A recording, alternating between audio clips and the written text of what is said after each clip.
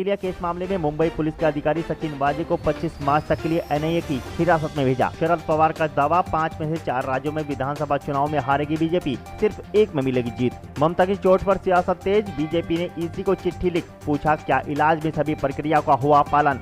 Film actor Nawazuddin Siddiqui के भाई फैजुद्दीन सिद्दीकी ने वसीम रिजवी के बयान को बताया गलत। मुजफ्फरनगर के बुढ़ाना कोतवाली पहुंचकर दर्ज कराई रिपोर्ट। एनआईए ने सचिन वाजे को 25 फरवरी को विस्फोटकों से भरे वाहन खड़ा करने में भूमिका निभाने और इससे में संलिप्त रहने के आरोप में गिरफ्तार किया है।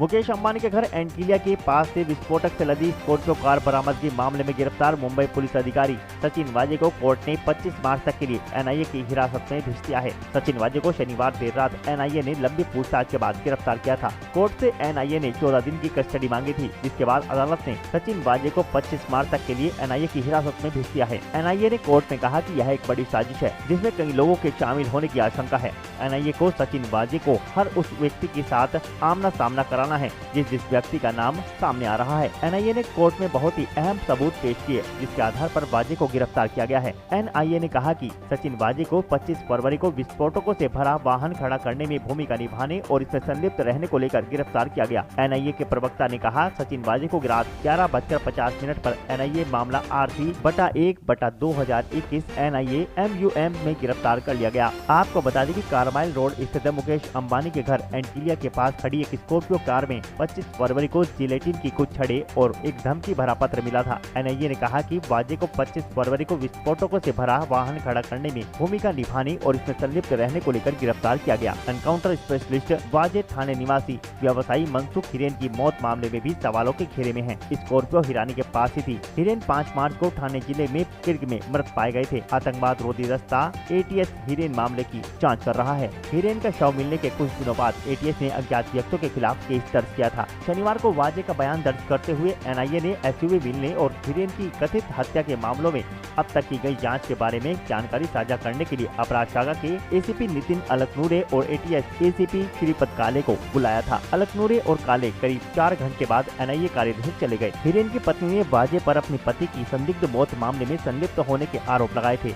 इसी हफ्ते वाजे को मुंबई अपराध शाखा से हटा दिया गया था। एनसीपी अध्यक्ष शरद पवार ने रविवार को दावा किया है कि असम को छोड़कर भारतीय जनता पार्टी बाकी 4 राज्यों में चुनाव हारेगी। उन्होंने कहा कि 5 राज्यों में चुनाव के रुझान से देश को एक नई दिशा मिलेगी। महाराष्ट्र के पुणे जिले के बारामती शहर में संवाददाताओं से बातचीत में उन्होंने चुनावी राज्य पश्चिम बंगाल में कथित रूप से शक्ति का दुरुपयोग करने के लिए केंद्र सरकार की आलोचना की। महाराष्ट्र की शिवसेना की अगुवाई वाली सरकार में शरद पवार की राष्ट्रवादी कांग्रेस पार्टी भी कांग्रेस के साथ एक घटक है। पश्चिम बंगाल, केरल, तमिलनाडु, असम व केंद्र शासित प्रदेश पुडुचेरी में विधानसभा चुनाव मार्च-अप्रैल में होने हैं। वोटों की गिनती 2 मई को होगी। उन्होंने कहा 5 राज्यों में चुनाव परिणाम के बारे में आज बात करना गलत है क्योंकि इन राज्यों की जनता इस बारे में निर्णय करेगी। जहां तक केरल का सवाल है, वाम दल और एनसीपी एक साथ आए हैं और हम इस बात को लेकर आश्वस्त हैं कि हमें स्पष्ट बहुमत मिलेगा। पूर्व केंद्रीय मंत्री ने कहा कि तमिलनाडु में लोग डीएमके और इसके अध्यक्ष एमके स्टालिन का समर्थन करेंगे और वे लोग सत्ता में आएंगे। एनसीपी प्रमुख ने कहा पश्चिम बंगाल में केंद्र खासकर बीजेपी सत्ता का दुरुपयोग कर रही है और एक बहन पर हमला करने का प्रयास कर रही है जो राज्य के लोगों के लिए लड़ने का प्रयास कर रही है। उन्होंने कहा मुझे इस बात में कोई शंका नहीं है कि ममता बनर्जी के नेतृत्व में तृणमूल कांग्रेस सत्ता में बनी रहेगी।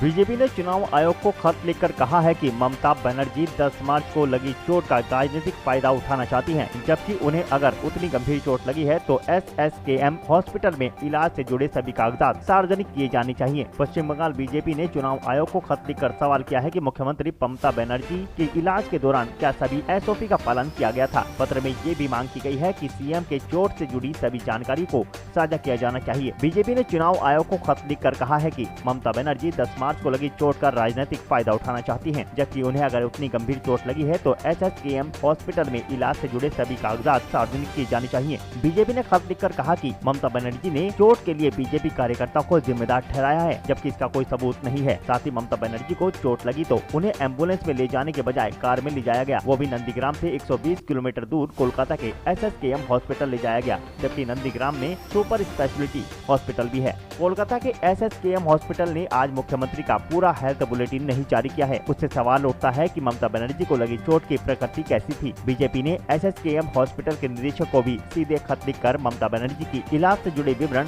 सार्वजनिक करने की मांग की है। आपको बता दें कि ममता बनर्जी ने आज से व्हीलचेयर पर बैठकर प्रचार करना शुरू किया है। बीजेपी सूत्रों के मुताबिक ममता बनर्जी चोट का बहाना कर सहानुभूति और राजनीतिक फायदा उठाना चाहती हैं। बॉलीवुड एक्टर नवाजुद्दीन सिद्दीकी के भाई फैजुद्दीन सिद्दीकी ने वसीम रिजवी के बयान को गलत और गैर जिम्मेदाराना बताया और उनके खिलाफ बुढ़ाना कोतवाली पहुंचकर वसीम रिजवी के खिलाफ रिपोर्ट दर्ज कराई है। आज फैजुद्दीन सिद्दीकी ने बुढ़ाना कोतवाली पहुंचकर इंस्पेक्टर मगनवीर सिंह गिल को वसीम रिजवी के खिलाफ तहरीर देकर उनके खिलाफ रिपोर्ट दर्ज कराई। उन्होंने कहा कि वसीम रिजवी जैसा आदमी इस्लाम धर्म में नहीं हो सकता, उसको इस्लाम धर्म से बाहर निकाल देना चाहिए और उसके खिलाफ कार्रवाई करनी चाहिए। इन जैसे लोग देश में माहौल बिगाड़ने का काम भी कर रहे हैं। उन्होंने कहा कि कुरान मजीद 100 साल पहले भी ऐसा था और 100 साल बाद तक भी ऐसा ही रहेगा, इसमें कुछ घट बढ़ नहीं सकता। इस दौरान उनके साथ नवाब सिद्दीकी, फिरोज कुरैशी, नोमान कुरैशी, अबरार तहसीन राना व अन्य लोग मौजूद रहे।